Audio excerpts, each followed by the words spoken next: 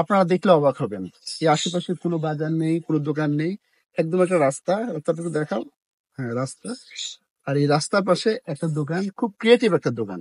শহরের কোলাহল থেকে অনেক দূরে ফাঁকা একটা রাস্তার ধারে বটগাছের ছায়ায় দাঁড়িয়েছে এক খুপড়ি দোকান। সকালের আলো গায়ে মেখে পাখির ডাকে ঘেরা যেন গল্পের এক পাতা খুলে গেছে হঠাৎ। এই দোকানটা অন্যরকম। ইট পাথরের দোকান নয়, মাটির তৈরি হাঁড়ি পাতিল আর মাটির মেঘলা ঘ্রাণে ভরা এক শিল্পের কোণ। যেন প্রতিটি জিনিসের লুকানো এক একটা গল্প, এক একটা সময়ের ছোঁয়া। দেখলেই বোঝা যায় এই দোকান শুধু কেনাবেচার জায়গা নয়, এটা এক টুকরা নস্টালজিয়া। ক্রিয়েটিভিটি এখানে নিছক সাজসজ্জা নয়, বরং প্রতিটি জিনিসের ভিতরেই এক একটা জীবন খেলা করে। এখানে লোকজন আসে, কেউ কিনতে, কেউ দেখতে, কেউ বাবার একটু শান্তি পেতে। বটগাছের নিচে বসে এই দোকানটা যেন আপন খেয়ালে গিয়ে চলে তার নিজস্ব সুর। এই দোকানটা শুধু একটি কেনাবেচার জায়গা নয়, এটা একটা অনুভূতি, এক টুকরো সময় যা হারিয়ে যাচ্ছে ধীরে ধীরে।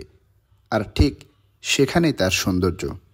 যেখানে দেখতে পাচ্ছেন মাটির জিনিসপত্র আছে, কাঠের জিনিসপত্র আছে, তৈজসপত্রের মধ্যে যেমন হচ্ছে রান্না বাড়ার জিনিসপত্র, এবং দেখেন কত সুন্দর একটা পিঁড়ি। হ্যাঁ, কাঠের নকশা করা পিঁড়ি, এবং অত্যন্ত সুন্দর একটা পরিবেশ। এখানে ঘুরে ফিরে দেখার মতো একটা জায়গা। বলতে গেলে লোক নাই, এমনকি দোকানদারও সবসময় থাকে না, কিন্তু রাস্তার ধারে একটা দোকান পড়ে আছে খুব শৌখিন জিনিসপত্র নিয়ে। রাস্তার ধারে যে কেউ দেখলে এখানে মানে আকর্ষিত হবে এবং একবার দাঁড়াতে সে বাধ্য, যে এত সুন্দর সুন্দর জিনিস সাধারণত আমাদের বাসা বাড়িতে প্রয়োজন হয় যে জিনিসগুলা, কিন্তু সব জায়গায় পাওয়া যায় না সেই জিনিসগুলো। যেমন মাটির, এখন তো হাঁড়িতে বসেছে বলতে গেলে, এই মাটির হাঁড়ি পাতিল দেখতে পাচ্ছেন, মাটির হাঁড়ি পাতিল, মাটির সারা, এই জিনিসগুলো নিয়ে সুন্দর একটা দোকান।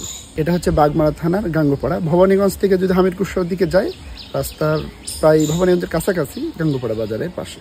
ধন্যবাদ সবাইকে।